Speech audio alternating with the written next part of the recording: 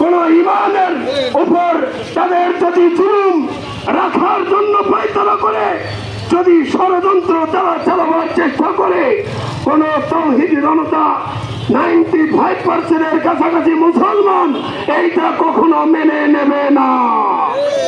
বাংলাদেশের বুকে আমি ক্ষুদ্র একজন মানুষ আজকে জল থেকে প্রাঙ্গণ থেকে বলতে চাই, সাপ আঁকা বাঁকা চলে, এই সাপের খেলা আপনারা অনেক দেখেছেন।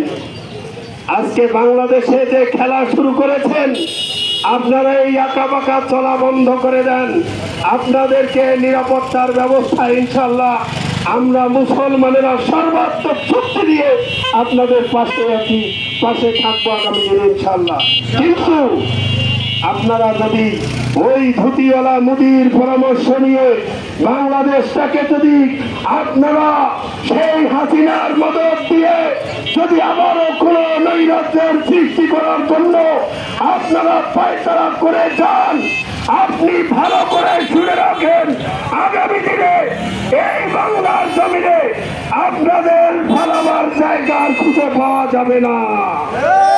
আমি আমার এই সংক্ষিপ্ত অগোছালো বক্তব্য এখানেই শেষ করে এবং সেই সাথে আজকের এই বিশাল মানববন্ধন কর্মসূচিতে যাদের অক্লান্ত পরিশ্রমের বিনিময়ে আজকের এই প্রতিবাদ মানববন্ধন কর্মসূচিটি উদযাপিত হয়েছে, আমি এই অংশগ্রহণের সম্মানিত সভাপতি জনাব ফরিদ উদ্দিন মাসুদ সাহেবকে ওনার সংক্ষিপ্ত বক্তব্য এবং মোনাজাতের মাধ্যমে শেষ করার জন্য উদারত আহ্বান জানাচ্ছি।